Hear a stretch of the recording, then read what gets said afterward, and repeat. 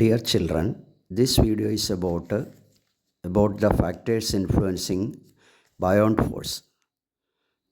നമുക്കറിയാം beyond force എന്ന് പറഞ്ഞാൽ ഒരു ഫ്ലൂയിഡിലിരിക്കുന്ന ഒബ്ജക്റ്റിൽ ഫ്ലൂയിഡ് അപ്വേർഡിലേക്ക് കൊടുക്കുന്ന ഫോഴ്സാണ്. ഇത് രണ്ട് ഫാക്ടേഴ്സിനെ ഡിപ്പെൻഡ് ചെയ്തിരിക്കുന്നു. First on density of the liquid, second on volume of the object. ആദ്യത്തത് ലിക്വിഡിൻ്റെ ഡെൻസിറ്റിയും രണ്ടാമത്തത് ഒബ്ജക്റ്റിൻ്റെ വോളിയവും. ഇനി നമുക്ക് എന്താണെന്ന് ഇത് കൂടുതലായിട്ട് മനസ്സിലാക്കാം. അതായത് a liquid of higher density exert greater buoyant force.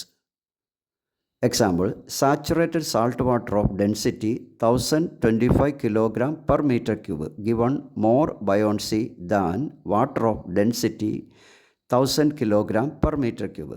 അതായത് ഡെൻസിറ്റി കൂടുതലുള്ള ഫ്ലൂയിഡ് ഓർ ലിക്വിഡ് ആണ് കൂടുതൽ ബയോണ്ട് ഫോഴ്സിനെ കൊടുക്കുന്നത്. എന്നാൽ ലിക്വിഡിൻ്റെ ഡെൻസിറ്റി കുറവാണെങ്കിൽ അത് എക്സേർട്ട് ചെയ്യുന്ന ബയോണ്ട് ഫോഴ്സ് കുറവായിരിക്കും. അതിന് എക്സാമ്പിളാണ് നമ്മളിപ്പോൾ പറഞ്ഞത്. സാച്ചുറേറ്റഡ് സാൾട്ട് വാട്ടറിൻ്റെ density 1025 kg per meter cube ആയതുകൊണ്ട് അത് കൂടുതൽ ബയോണ്ട് ഫോഴ്സ് കൊടുക്കുന്നുണ്ട് ഏതിനേക്കാൾ 1000 kg per meter cube ഉള്ള വാട്ടറിനേക്കാൾ. അപ്പോൾ ഇതിൻ്റെ ബേസിൽ നമുക്ക് 3-4 സാഹചര്യങ്ങൾ എക്സ്പ്ലെയിൻ ചെയ്യാം. ഒന്ന്, an egg in fresh water sink but in saturated salt water floats. An egg in fresh water sink but in saturated salt water float.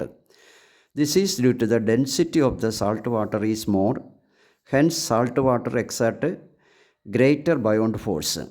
അതായത് ഒരു ഫ്രഷ് വാട്ടറിലുള്ള എഗ്ഗാണെങ്കിൽ അത് താന്നു പോകുന്നു, എന്നാൽ സാച്ചുറേറ്റ് ചെയ്ത സാൾട്ട് വാട്ടർ അത് പൊങ്ങിക്കിടക്കും. അതിൻ്റെ കാരണം സാച്ചുറേറ്റ് ചെയ്ത സാൾട്ട് വാട്ടറിൻ്റെ ഡെൻസിറ്റി കൂടുതലാണ്, അപ്പോൾ അത് എക്സേർട്ട് ചെയ്യുന്ന ബയോണ്ട് ഫോഴ്സും കൂടുതലായിട്ട് വരുന്നുണ്ട്.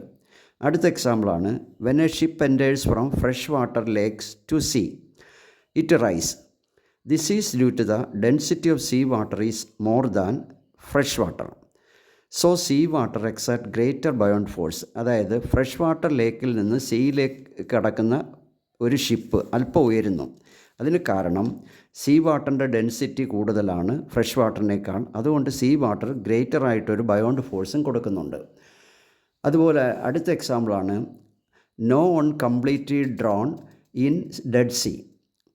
In dead sea water density is much higher than normal sea water. So buoyant force exerted by it also greater. അതായത് ഡെഡ് സീയിൽ ആരും താന്നു പോകുന്നില്ല, അല്ലെ മുങ്ങിച്ചാകുന്നില്ല. ഇതിൻ്റെ കാരണം ഡെഡ് സീയിലെ വാട്ടറിൻ്റെ ഡെൻസിറ്റി മറ്റുള്ള സീ വാട്ടറിനേക്കാൾ വളരെ കൂടുതലാണ്. അതുകൊണ്ട് ഡെഡ് സീയിലുള്ള വാട്ടറിന് കൂടുതൽ ബയോണ്ട് ഫോഴ്സിനെ കൊടുക്കാൻ കഴിയുന്നുണ്ട്. അതുകൊണ്ടാണ് താന്നു പോകാത്തത്. ഇനി നമ്മൾ സെക്കൻഡ് പോയിൻറ്റിനെ കുറിച്ച് പറഞ്ഞായിരുന്നു. അതായത് ബയോണ്ട് ഫോഴ്സിനെ അഫക്റ്റ് ചെയ്യുന്ന സെക്കൻഡ് ഫാക്ടറാണ് വോളിയം ഓഫ് ദ ഒബ്ജക്റ്റ്. അതെങ്ങനെയാണ് നമുക്കൊന്ന് നോക്കാം. അതായത് when an object fully immersed in a liquid the buoyant force acting on it depends on the volume.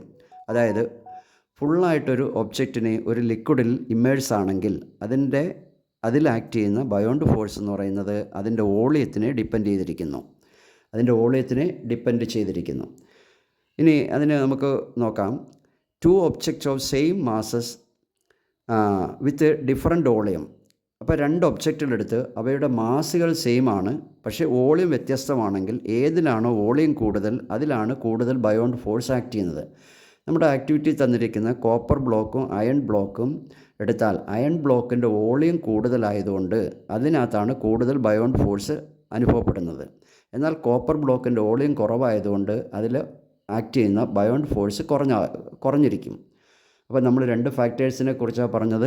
ഒന്ന് density of the liquid, 2 volume of the object.